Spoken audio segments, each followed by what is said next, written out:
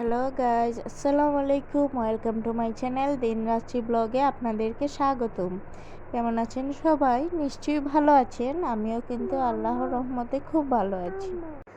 আর এই দিক দিয়ে বিচি লাগিয়েছিলাম চিচিঙ্গার, তো গাছগুলো মাশাআল্লাহ একটু বড় হয়ে গিয়েছে। এখন এটাকে একটা ডালপালা লাগিয়ে দিব। আর এদিকে অনেকগুলো লাল শাক তুলে ফেলেছি, মানে এক মুঠোর মতো বিচিগুলো ফেলেছিলাম। তো আলহামদুলিল্লাহ শাকগুলো ভালোই হয়েছে, কিন্তু আমার এখানে জায়গা স্বল্পতা কম, তার কারণে বেশি হতে পারিনি।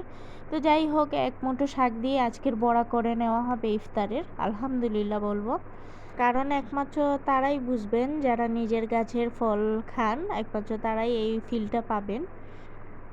তো এই দিকটাতে আমি মানি প্লান্টগুলো একটু রোদে দিয়েছিলাম, মানে এগুলো আমার বেসিনের কাছে, তারপরে কিছু ঘরে সাজানো থাকে। তো এগুলোকে সপ্তাহ একদিন আমি রোদে দিই, মানে আগের দিন রাতে দিয়ে রাখি বেলকুনিতে, পরের দিন আমি রাতের বেলা আবার নিয়ে আসি। তো সারাদিনের রোদটা খেয়ে তারপরে মানি প্লান্টগুলোকে একটু ধুয়ে যত্ন করে রেখে দিচ্ছি। আর এই দিকটাতে কিছু সিঙ্গোনিয়াম আর স্নেক প্লান্ট, এগুলো আমি এখানে টবে সাজিয়ে রাখি আমার ওয়ার্ড্রোপের উপরে। তো এগুলো দিয়েই টুকটাক ঘরটাকে সাজাই। তো এখন কিন্তু আমার ঘরটা গুছানো অলরেডি শেষ, সেই জন্য এক ঝলকে দেখিয়ে দিলাম আর কি।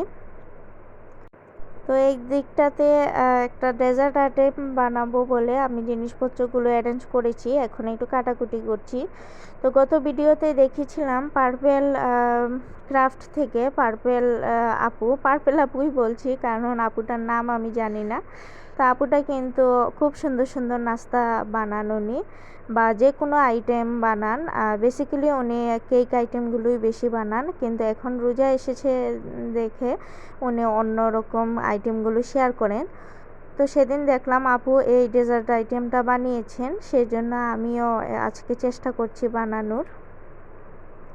তো আমার ঘরে যা ফল ছিল তা দিয়ে আমি করছি। আর শুধু এখানে মিসিং শুধু আঙ্গুরটা ছিল না, তো ছিল আমার কাছে আপেল, তারপরে ছিল শসা, তারপর কলা, তারপর আমি কিছু ড্রাই ফ্রুটস যেগুলো সেগুলো অ্যাড করে দিয়েছি।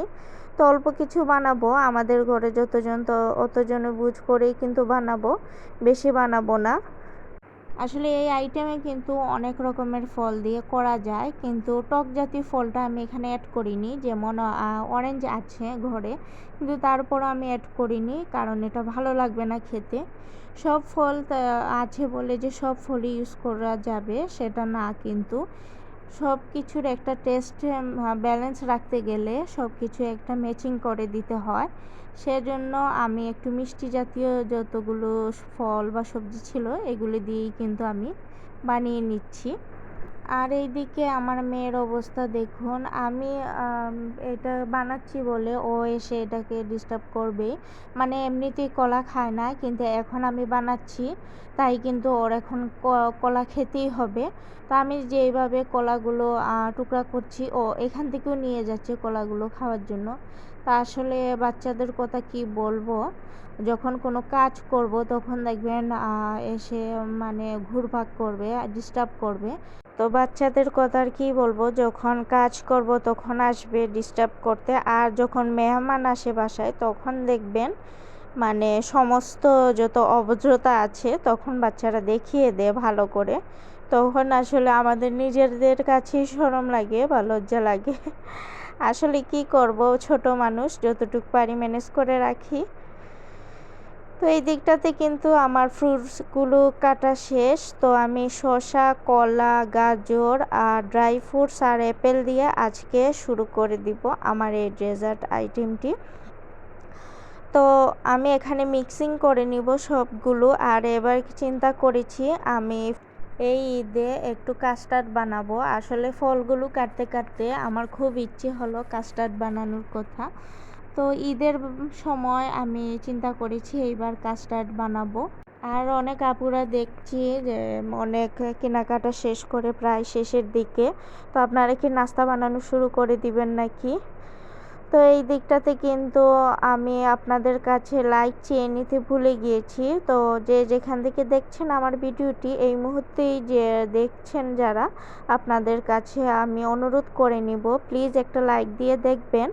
আর যদি নতুন হয়ে থাকেন তাহলে কিন্তু সাবস্ক্রাইব করে চ্যানেলটির পাশে থাকতে পারেন। তো এইদিকে কিন্তু আমার কাছে টক দই ছিল না, তাই আজকে মিষ্টি দই ছিল। তো মিষ্টির দই দিয়ে কিন্তু আমি এই ফ্রুটসগুলো ভালো করে মিক্সিং করে নিচ্ছি। তো মাশাআল্লাহ খুবই ভালো লেগেছে খেতে, কারণ অন্যরকম একটা টেস্ট লেগেছে আর অনেকটাই কিন্তু ক্যাশু নাটের মতো হয়ে যাচ্ছে।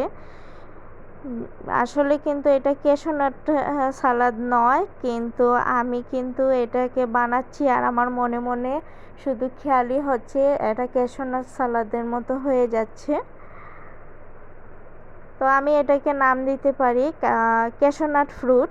বলুন তো কেমন হলো নামটা? তো যাই হোক, খেতে কিন্তু অনেক বেশি ভালো লেগেছে। আমার ফ্যামিলি মেম্বার যারা আছেন সবাই অনেক লাইক করেছেন।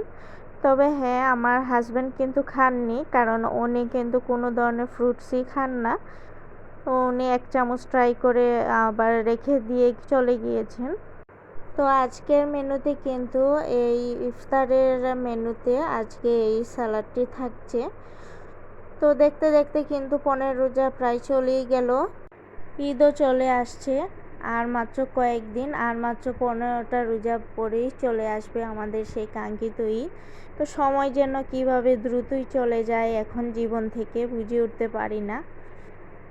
তো এখন পর্যন্ত আমার ড্রেসের কেনাকাটা হয়নি, তবে আস্তে আস্তে আমরা করে নিব। আমরা সাধারণত 20 রমজান পরেই করি।